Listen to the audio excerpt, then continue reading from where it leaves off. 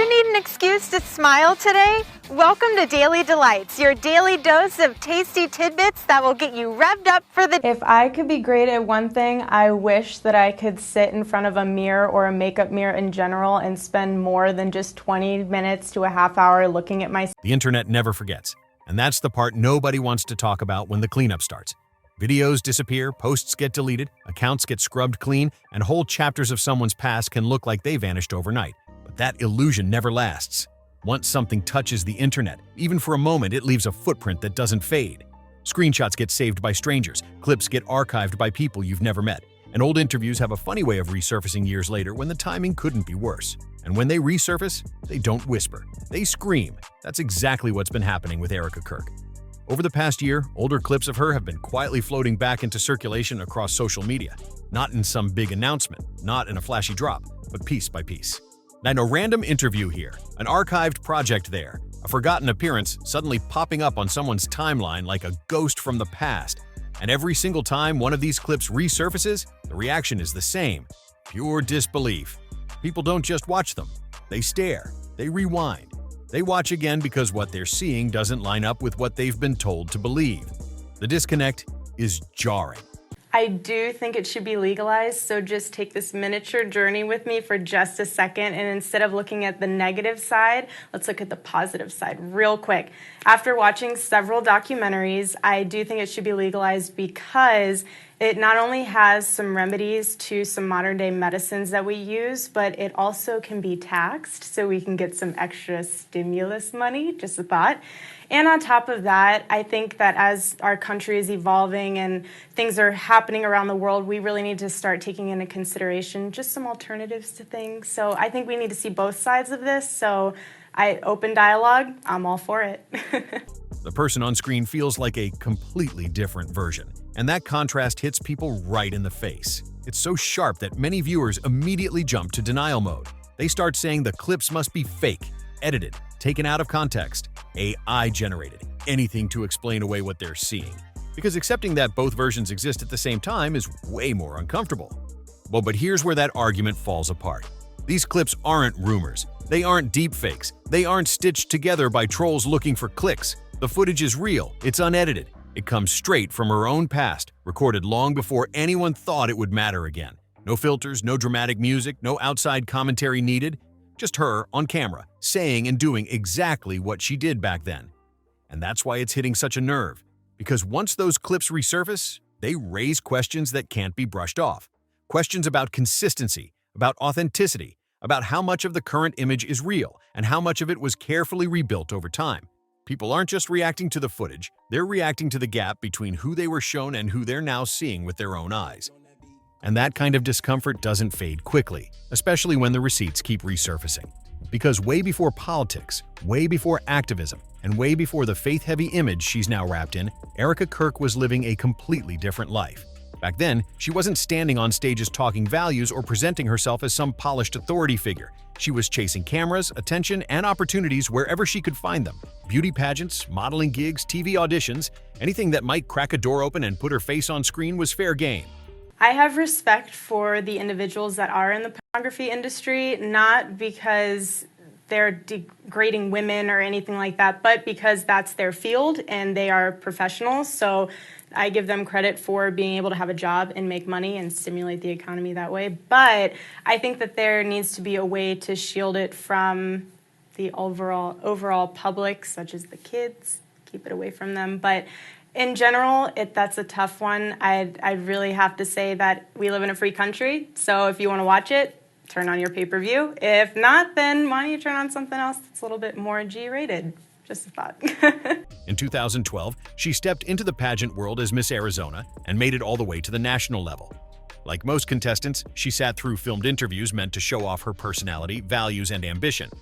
Now, these weren't throwaway clips. They were carefully recorded, uploaded online, and meant to be seen. But once the moment passed, they faded into the background, buried under years of internet noise. For a long time, almost nobody paid them any attention. Until now, when one of those old interviews resurfaced, people weren't just surprised, they were stunned. In one segment, she was asked a simple question: what skill do you most wish you could improve? Instead of giving a thoughtful or uplifting answer, She laughed and said she wished she could spend more than 20 minutes staring in the mirror doing her makeup. The comment landed sideways. It felt shallow, off-key, and totally out of step with what pageant audiences expect. People were ready for talk about charity, education, or self-growth, but instead, they got a casual flex about cosmetics. The clip spread fast. Some viewers were so caught off guard they assumed it had to be satire or a joke taken out of context, but it wasn't. That wasn't editing, sarcasm, or manipulation. That was simply how Erika presented herself at the time. And that contrast is exactly why so many people can't look away now. Some of her other answers raised even more eyebrows, and this is where people really started doing double takes. Hi! Good morning, America! I've lived in China. I've lived in Chongqing. I've been to Romania. I've been to Croatia. Lived in Puerto Rico for a little bit. Really handsome. You look gorgeous. Are you fixing my... I got a little bacon. Babe, that's deep in there. Give them a cleavage. People want cleavage. Showcase it. Sex sells, babe. Sex sells. That's me. That's against our religion. It's not within the confines of marriage. It's like we went through a little test these first 5 months before. Well, and not only that, like, think about the time difference. Like, I'm 2 hours behind, so he doesn't get to sleep until like 2, and I go to bed at like midnight or sometimes even later. And then when we are here in Tulsa together, we don't go to bed the first night until like 3-ish because we stay up talking because it's like a slumber party. It's right, you're catching up with your best friend, and then she's on California time, and then it's usually like a late flight because she's finishing work, and so it's just we're used to crazy schedules because of our unique jobs anyway. So it's just organized chaos. No, we're gonna make fun of you if you make a team T-shirt. We would definitely make fun of you. That's coming down hard. And we wouldn't even be afraid to make fun of you. We would probably make fun of you to your face, too. For sure. Because whatever we say about them, behind their back, we would say to their face. For sure. 100%. That's how we roll. That's how we roll. Straight up. So if we don't like you, we'll tell you if you don't know, now you know. If you don't know, now you know. Yeah. Censored. Probably. Censored. Probably not. We would, but it would be very uncomfortable. Yeah. But anything dealing with confrontation... That's on me. That's her. She lets it out. Calm, cool, and collected. Yeah. I have my pretty boy right here for that. Cold as ice. As cold as ice. I love when you pet my face. I know, your beard's really soft. Yeah. But yes, pick us. Please. We will not let you down. When the topic of the adult entertainment industry came up, she didn't shut it down or condemn it outright. Instead, she took a surprisingly practical tone, talking about respecting the people who work in that space and stressing personal choice and financial independence. It was a calm, measured answer, but it clashed hard with the strict, but faith-first image many people now associate with her. Then the questions shifted to marijuana legalization, and once again, viewers weren't expecting what they heard. Instead of pushing back on moral grounds, she talked about potential medical benefits, tax revenue, and the need for open conversation. The response felt moderate, almost policy-minded, like something out of a debate panel, not a culture war talking point. And compared to the positions she would later align herself with, the difference was impossible to ignore. Now, taken one by one, none of these statements are explosive on their own. People grow, opinions change. A decade is a long time, and nobody stays exactly the same forever. Around the U.S., currently, a lot of states have been raising bills to legalize recreational marijuana use for adults over the age of 21. I was just wondering what your opinion would be on that. I lose the audience every time on this, but I don't care. I'm very much against the use of marijuana, both personally and legally, and I'm happy to debate it if you guys want. So the best argument, and I'm booing and people are cooing, it's fine, I'll try to prove you wrong. The best argument is why should the government be involved in it? That's the best argument. However, if you for a second think that it is admirable and good to put a psychoactive chemical, marijuana, in your body and think that it's great for you, I think you got another thing coming. Whether it be psychosis, increase in hospitalization, increase in depression, increase in anxiety, and the stories after stories that show the impact of marijuana on people's own mental health is extraordinary. Let's challenge the legalization advocates. Advocates for the legalization of marijuana have made promises throughout the years. Legalize weed and you'll get these things. They say less kids will use it because it will be legalized. They say the cartels will be weakened if it gets legalized. And number 3, that we will be able to go after harder drugs and that generally drug use will go down.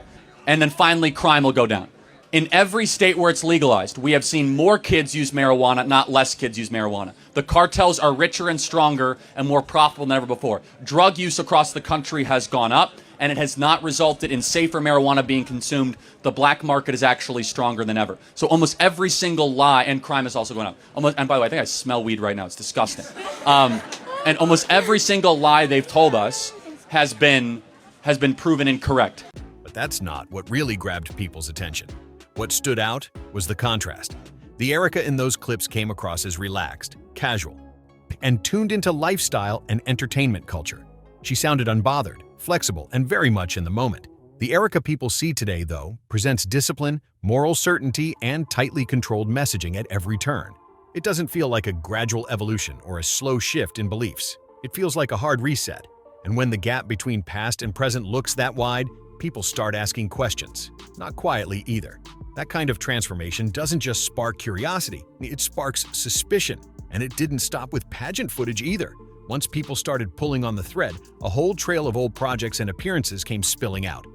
Long before politics entered the picture, Erika was clearly chasing Hollywood and media opportunities with full focus. Reality show auditions, hosting gigs, auto music video appearances, small acting roles wherever she could land them. She trained with professional acting coaches and built up a modeling resume that put her in the same rooms as recognizable industry names. This wasn't casual dabbling, it was a grind. There are clips of her confidently pitching herself to brands, talking about how comfortable she was living out of a suitcase and bouncing from place to place for work. She described herself as adaptable, coachable, and hungry for opportunity. Everything about it screamed entertainment hustle. It sounded way less like someone preparing for activism and way more like someone trying to climb a ruthless industry as fast as possible. To a lot of observers, it painted a very familiar picture, the classic social climber, someone determined to latch onto bigger platforms, bigger names, and whatever spotlight was available next. And then there was her dating history, which only poured more gasoline on that perception. Before Charlie ever entered the frame, she had been linked to athletes, media figures, and other public personalities. Old comments resurfaced, flirtatious posts popped back up, public interactions that showed her openly networking and building connections without hesitation. None of this was shocking or scandalous by itself. Plenty of people move that way in entertainment circles. But here's the problem. It clashed hard with the reserved, conservative image she would later present to the world.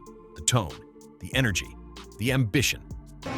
The timing in my life is perfect for this opportunity. I'm at a great point, just career-wise, to be able to take on this type of endeavor. And I feel like I have something very unique to offer this whole experience in general. Like I said, I'm very coachable, I'm very trainable.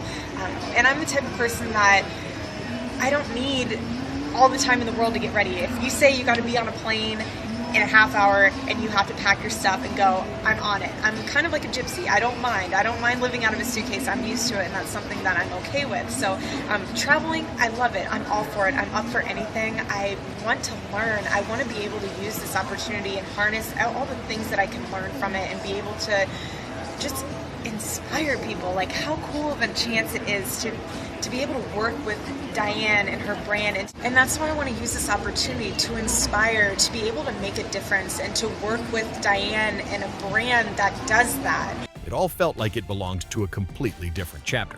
And then came the relationship that changed everything. After meeting Charlie, her public identity didn't just shift, it flipped fast. The glamorous, entertainment-driven image faded almost overnight, and in its place came a far more conservative, faith-centered presentation. The change was so sharp that people genuinely felt like they were looking at two completely different individuals. Supporters brushed it off as growth, maturity, and settling into a new chapter. Critics weren't buying that explanation at all. To them, it didn't look organic. It looked strategic, like a full-on rebrand executed with precision. And then, Charlie's death changed everything. After the tragedy, Erika stepped into an even brighter spotlight. She started speaking publicly, overseeing projects, and positioning herself as the protector of his legacy. With that level of visibility came serious scrutiny. Every move mattered. Every word got clipped. Every old photo suddenly carried weight. And once attention locked in, the internet did what it always does. It dug deeper. Old interviews were re-uploaded, archived pages popped back up, forgotten auditions resurfaced like they'd been waiting their turn. Each new discovery added another piece to a puzzle that didn't fully line up with the image being presented in real time. To some people, it still looked like normal reinvention. To others, it felt calculated, like careful image engineering happening behind the scenes. And that's when the questions started spreading. Why were certain videos removed or quietly privatized? Why did earlier stories about how she met Charlie seem to shift depending on when they were told? Why did so much of her past feel minimized, glossed over, or softly erased instead of openly addressed? None of this proved wrongdoing, and none of it confirmed anything dark. But online, perception moves faster than facts. And once perception starts to shift, it doesn't wait around for answers. What once looked like a clean, simple backstory is now starting to look way more layered and complicated. A mix of pageants, auditions, Hollywood dreams, political influence, and tightly managed optics all stitched together into one carefully presented narrative. And with every old clip that resurfaces, more people are starting to ask the same question. Are we really seeing the full picture today, or just the version meant to be seen? Maybe this really is personal growth. Maybe it's strategic rebranding. Maybe it's something sitting right in the middle of both. Now, that part depends entirely on who's watching. Some people see transformation and maturity. Others see contradictions that are getting harder to ignore. But one thing can't be argued anymore. The internet remembers everything. As long as old footage keeps popping back up, this conversation around Erika Kirk isn't going anywhere. In the digital age, the past doesn't stay buried. It waits, quietly, patiently, and the moment the timing is right, it resurfaces and reshapes how people see the present. So now it's on you. What do you think? Is this just evolution, or does it feel more calculated than that? Drop your thoughts in the comments. If you found this breakdown interesting, make sure to like the video, subscribe to the channel, and share it with someone who's been following this story too. And if more footage comes out, you already know, we'll cover it right here.